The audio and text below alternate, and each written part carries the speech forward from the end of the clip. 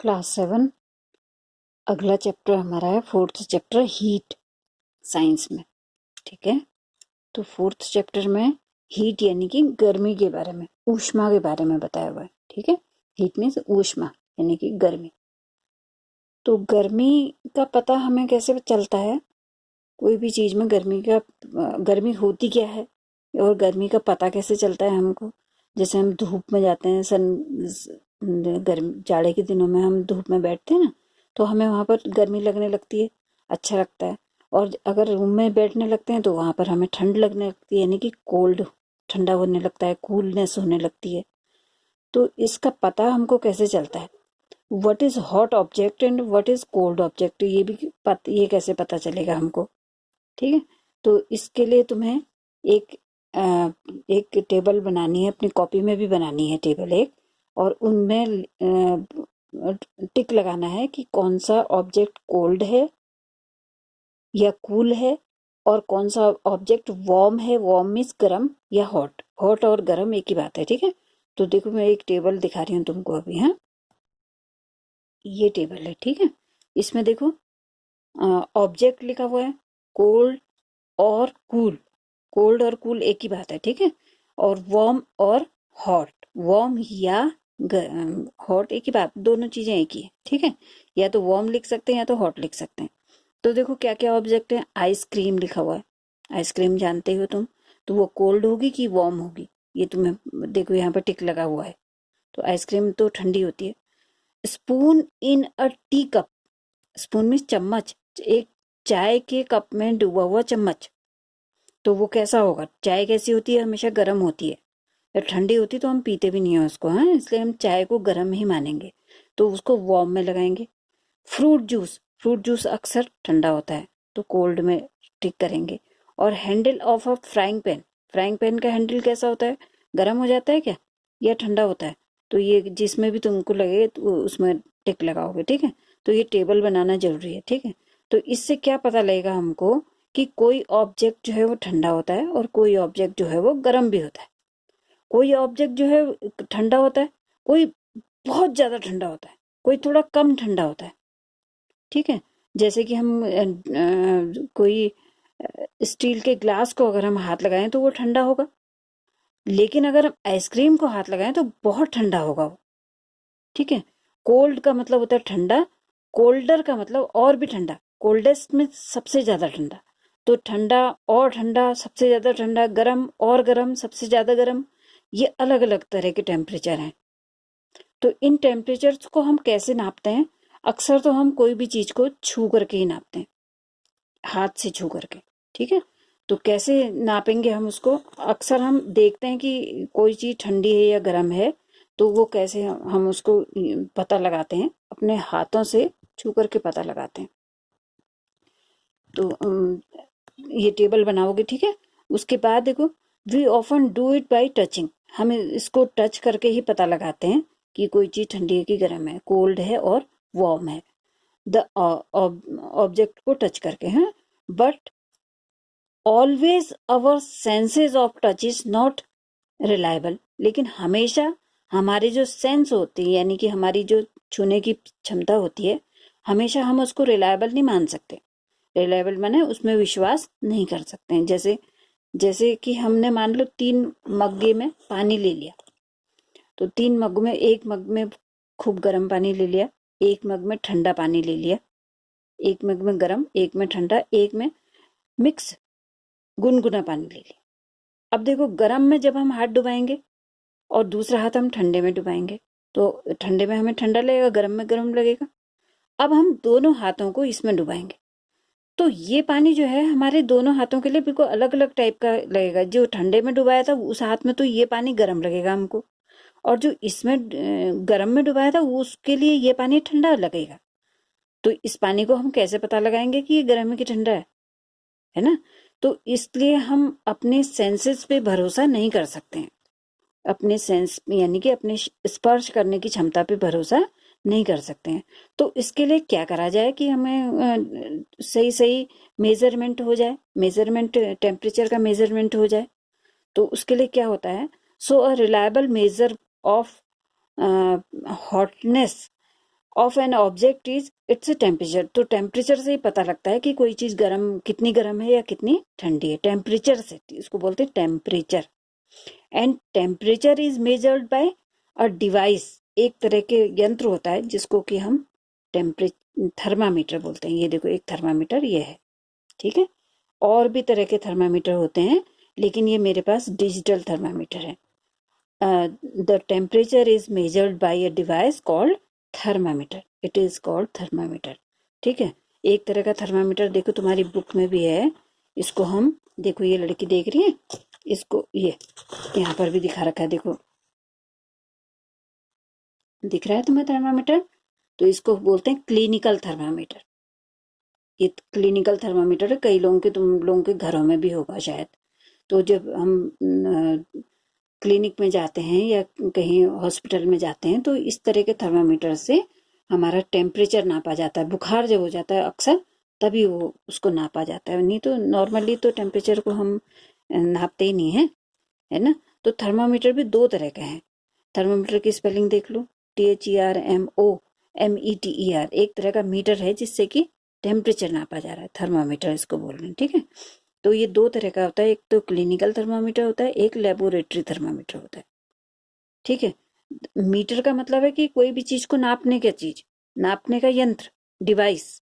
जैसे कि हम स्केल से देखो लंबाई चौड़ाई नापते हैं, ये स्केल है, इससे लंबाई चौड़ाई नापते हैं, सबके पास स्केल होगा, है ना। ऐसे ही हम टेम्परेचर इससे नापते हैं। और भी तरह की चीजें होती है, जैसे दूध को हम लीटर से नापते हैं, तो सबके लिए अलग अलग डिवाइस बनी है ना। तो ऐसे ही थर्मामीटर जो है वो गर्मी नापने के लिए है, खाली बुखार नहीं कहेंगे हम, गर्मी नापने के लिए, ठीक है। तो अब पहले क्लिनिकल थर्मामीटर आते थे, वो इस तरह के होते थे। मैंने नीचे यहाँ पर ये बना रखा है, इसको मैं जरा डार्क करती हूँ, ठीक है। देखो इस तरह का थर्मामीटर होगा, तुम लोगों के पास भी शायद होगा, ऐसा थर्मामीटर होता है। पतली सी लंबी सी एक डंडी जैसी होती है कांच की, और इसमें आगे के साइड पे एक कैप्सूल टाइप का होता है। ये कैप्सूल में अंदर की ओर को एक डंडी जैसी बनी होती है, पतली सी एक नली होती है, पतली सी नली, और उसमें एक जगह पे एक छोटा सा मोड़ होता है। देखो ये मोड़ दिखाई दे रहा है, यहाँ पर मोड़ दिख रहा है, और ये नली ऊपर तक गई होती है ऐसे।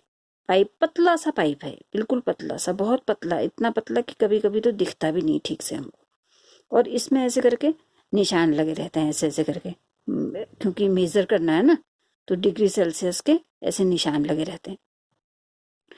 अब देखो इस, ये जो कप जैसा बना हुआ है, इस कप में मरकरी भरा होता है। क्या भरा होता है? मरकरी। कभी देखना इसमें चमकीला कोई चीज भरा होता है, ऐसे मरकरी भरा होता है। और ये जो पाइप जो गया है, इस, ये पाइप भी अंदर, जब जब हम अपने मुंह में इसको डालते हैं इस टेम्परेचर नापने के लिए, तो ये मरकरी धीरे धीरे धीरे पिघलता हुआ इसके अंदर चले। मरकरी एक ऐसी धातु है, एक ऐसा मेटल है, मेटल जानते हो, मेटल यानी कि धातु। धातु ऐसी चीज होती है जो कि चमकती है, जो कि पीटो तो उसको चौड़ा किया जा सकता है। ये देखो ये ग्लास भी एक धातु है। तो ऐसी धातु होती है जिसमें चमक होती, धातु ऐसी चीज है जिसमें चमक होती है, जिसको पीट के चौड़ा कर, देखो चौड़ा किया जा सकता है। इसको पीट पीट के सांचे में डाल करके इसका ग्लास बना दिया।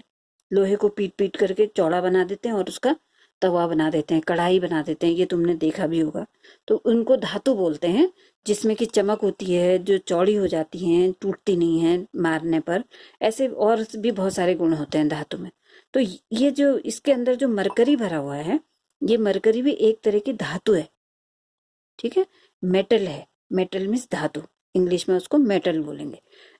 लेकिन ये कैसा मेटल है, इसमें अगर गर्मी दो तो ये पिघल जाता है, बढ़ने लगता है। ये वाला मेटल ऐसा मेटल नहीं जो कि बढ़ेगा, हाँ पीटेंगे इसको तो जरूर ये बढ़ेगा। ये देखो एक तरह की आवाज भी इसमें से आ रही है, जबकि दूसरी तरह की जो अधातु होती है उसमें से ऐसी टन टन वाली आवाज नहीं आती है, अलग तरह की आवाज आती है। तो ये मेटल जो है वो, जैसे कभी घंटी बजती हुई देखी होगी तुमने, कितनी जोर की टन आवाज आती कितनी देर तक, तो वो उसको मेटल बोलते हैं, जिसमें से उस तरह की आवाज आएगी। तो ये भी एक तरह की धातु है, लेकिन ये कैसी धातु है जो गर्मी पा करके बढ़ने लगती है, फैलने लगती है, पानी की तरह से, जैसे तेल की तरह से बढ़ने लगती है। तो ये जब गर्मी इस ये आप मुंह में डालेंगे, मान लो हमें बुखार है, तो ये धीरे धीरे बढ़ते बढ़ते ये किंक में ये इसको बोलते हैं किंक। इस किंक में से इसके धीरे धीरे धीरे धीरे ऊपर को जाने लगता है। ये पारा जो है, पारा कहते हैं इसको, ठीक है। ये पारा जो है ऊपर को जाने लगता है और उस जगह तक जाता है जिस जगह पर हमारा टेम्परेचर, जहां तक हमारा टेम्परेचर होगा, ठीक है। अब ये मान लो हमारा टेम्परेचर यहां पर आकर के रुक जा रहा है पारा, तो अब हम इसको देखेंगे। अब अगर मान लो ये मोड़ नहीं होता, तो जैसे ही हम इसको अपने मुंह से निकालते तो ये पारा सीधे नीचे को चला जाता। लेकिन ये मोड़ एक दे दिया है, जिसने भी बनाया है इसको, उसने ये मोड़ दे दिया। तो मोड़ होने की वजह से पारा जो है नीचे को नहीं आ पाता है और हम उसको अच्छे से देख करके पढ़ लेते हैं। तो ये इसलिए है। तो ये सिर्फ क्लिनिकल थर्मामीटर में होता है, ठीक है। और ये इंसान की बॉडी का टेम्परेचर नापने का काम आता है। It measure humans body temperature, और ये टेम्परेचर होता है 37 डिग्री सेल्सियस। तो ये जो क्लिनिकल थर्मामीटर है, इसमें एक किंक होता है जिसकी वजह से हम टेम्परेचर को पढ़ सकते हैं। दूसरा है लेबोरेटरी थर्मामीटर। लेबोरेटरी थर्मामीटर तो एक खाली एक सीधी डंडी जैसा होता है, उसमें भी ये होता है पारा, लेकिन उसमें किंक नहीं होता। तो जब हम पानी में इसको डालते हैं थर्मामीटर को, उसको पानी वगैरह को क्या गर्मी को नापने का काम आता है लेबोरेटरी में। और भी कोई केमिकल्स हैं तो उनकी गर्मी या ठंड को भी नापने का काम आता है, तो उसमें किंक नहीं होता है। तो वो तो हम सामने सामने से टेम्परेचर ऐसे नापने को डालेंगे और उसके बाद तुरंत उसको सामने सामने पढ़ भी लेंगे। अपने मुंह में डाला हुआ होगा तो हम कैसे पढ़ेंगे इसको, है ना। इसलिए उसमें किंक है जो हम अपने मुंह में यूज कर रहे हैं। लेकिन ये तो हमारे मुंह के हम सामने से देख रहे हैं इसको। तो इसका टेम्परेचर मान लो यहाँ पर पानी की गर्मी यहाँ तक है, तो हम सामने सामने यहाँ पर तक पढ़ लेंगे इसको। तो इसमें किंक की जरूरत नहीं होती है, यानी कि मोड़ की जरूरत नहीं होती है, ठीक है। तो ये दो तरह के थर्मामीटर होते हैं, क्लिनिकल थर्मामीटर और लेबोरेटरी थर्मामीटर। तो क्लिनिकल थर्मामीटर लेबोरेटरी थर्मामीटर में क्या अंतर है, इसका अंतर है। किसका, देखो इसको क्या बोल रहे हैं हम, KINK, किंक। और लेबोरेटरी थर्मामीटर में ये नहीं होता है, ठीक है। अब आजकल ये जो थर्मामीटर, ये तो पहले से चलते थे बहुत, काफी अभी भी चलते हैं, लेकिन पहले यही चलते थे खासकर। लेकिन अब इस तरह का थर्मामीटर भी आ गया। देखो ये इसको बोलते हैं क्लिनिकल, ये भी तो clinical thermometer but digital thermometer. देखो इसमें ये एक पॉइंट दिखाई दे रहा है, इसको हम दबाते हैं, देखो आवाज आई। अब इसमें नंबर आने लग गया, देखो 96 से 98 दिखाई दे रहा है। अब मैं जैसे इसको अपने मुंह में डालूंगी तो ये इसमें मेरा टेम्परेचर दिखाएगा। तो ये जो है, ये इसको हम बोलते हैं डिजिटल थर्मामीटर। ये टूटते नहीं है, ये तो क्या कांच का होता है ना, इसलिए ये टूट भी सकता है अगर थोड़ा सा भी हमारे हाथ से फिसल गया। और इसको पढ़ने में थोड़ी सी प्रॉब्लम भी होती है क्योंकि ये ठीक से दिखता नहीं, ये लाइन जो है। लेकिन इसमें तो दिखने का कोई मतलब ही नहीं, इसमें कोई भी पढ़ लेगा, थोड़ा भी पढ़ा लिखा अगर होगा तो इसमें पता लग जाएगा कि कितना टेम्परेचर है। इसमें कुछ लिखा हुआ दिख रहा होगा तुमको, देखो क्या लिखा हुआ दिख रहा है, लो, LO दिख रहा है। तो इसी में ऐसे ही टेम्परेचर भी आ जाता है, ठीक है।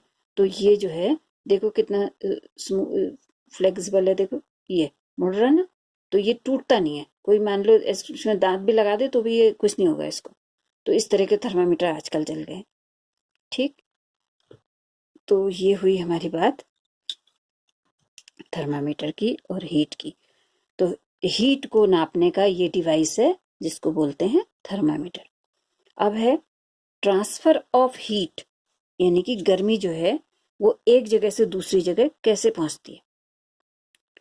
जैसे कि हम गैस खोलते हैं तो उससे पानी में चली जाती है गर्मी। गैस ऑन करते हैं और उसके ऊपर डेक रखते हैं, डेक में पानी भरा होता है या दाल चढ़ा देते हैं, तो गर्मी जो है वो क्या होती है, पानी, हीट से गर्मी, यानी कि आग से गर्मी जो है वो पानी में चली जाती है, दाल में चली जाती है ना।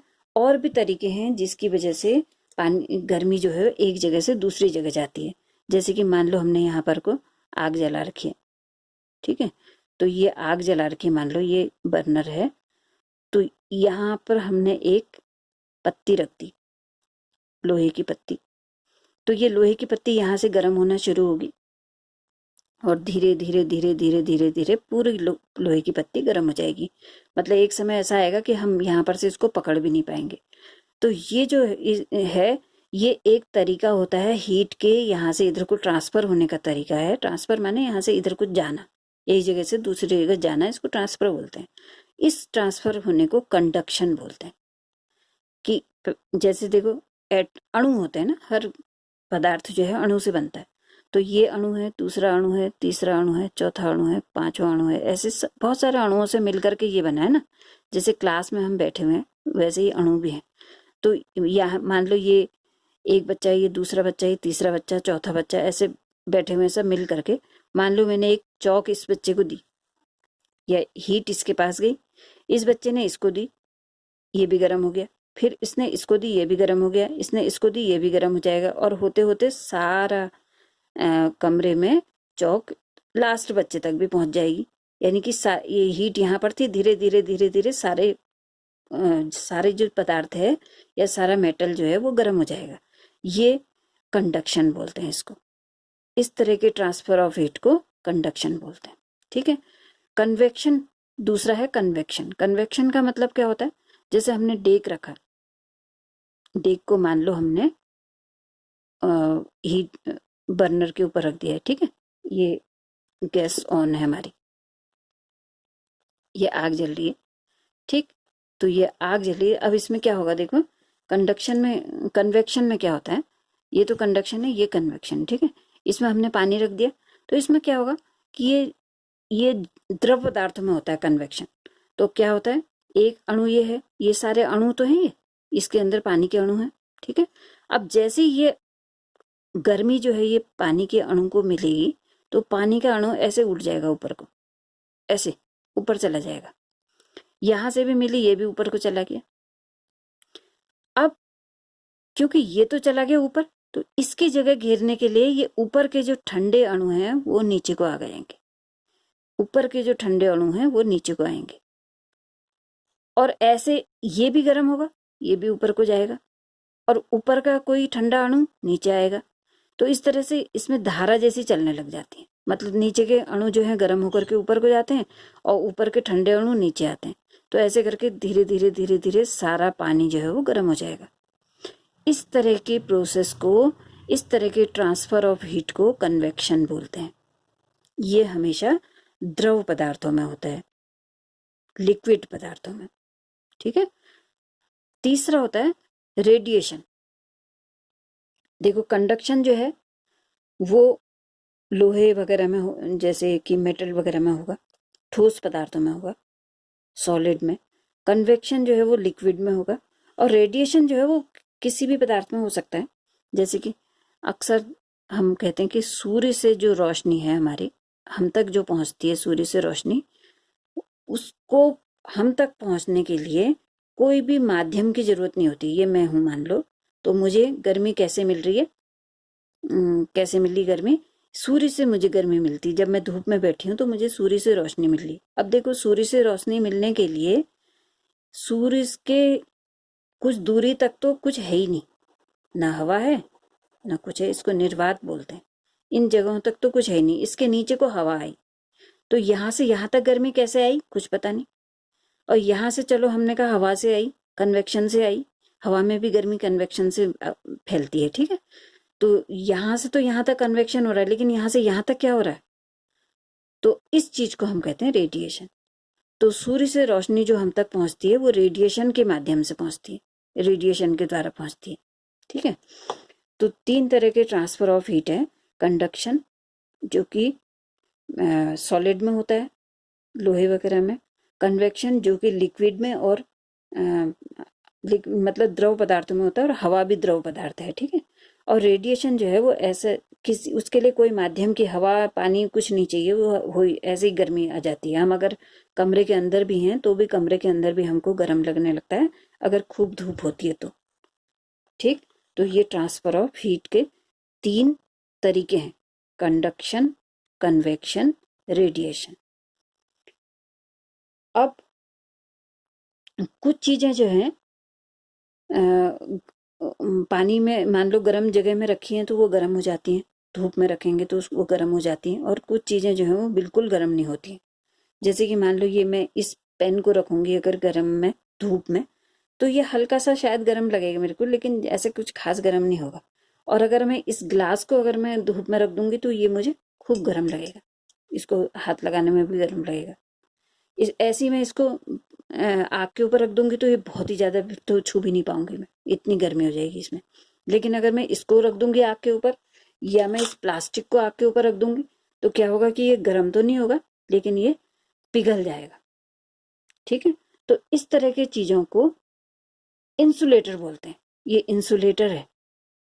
और जिसमें गर्मी चली जाती है, मान लो यहाँ पर से आग जल रही है और इसमें मैंने रख दिया आग के ऊपर, तो ये पूरा गर्म हो जाएगा। ये है कंडक्टर।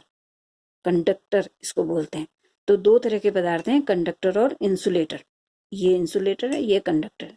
ठीक है, तो हम किस तरह का डेक, अगर हम मान लो दाल बनाना चाहते हैं, किस तरह का डेक हमें चाहिए होगा, कंडक्टर की इंसुलेटर? किस तरह का चाहिए होगा? प्लास्टिक में बना लेंगे हम दाल, प्लास्टिक तो खुद ही गल जाएगा, है ना। तो इस तरह के पदार्थ हमें नहीं चाहिए, इंसुलेटर नहीं चाहिए हमको। हमें क्या चाहिए उसके लिए? कंडक्टर, जिसमें कि कंडक्ट हो सके। कंडक्ट यानी कि गर्मी जो है वो फैल सके। ठीक है, तो इस तरह का, तो दो तरह के पदार्थ हैं, एक कंडक्टर और दूसरा इंसुलेटर। ठीक है, तो ये भी तुम्हें पता होना चाहिए। हाँ, कंडक्टर और इंसुलेटर ध्यान रखना। फिर अब गर्म के दिनों में हम कह रहे हैं कि किस तरह के कपड़े हमें पहनने चाहिए।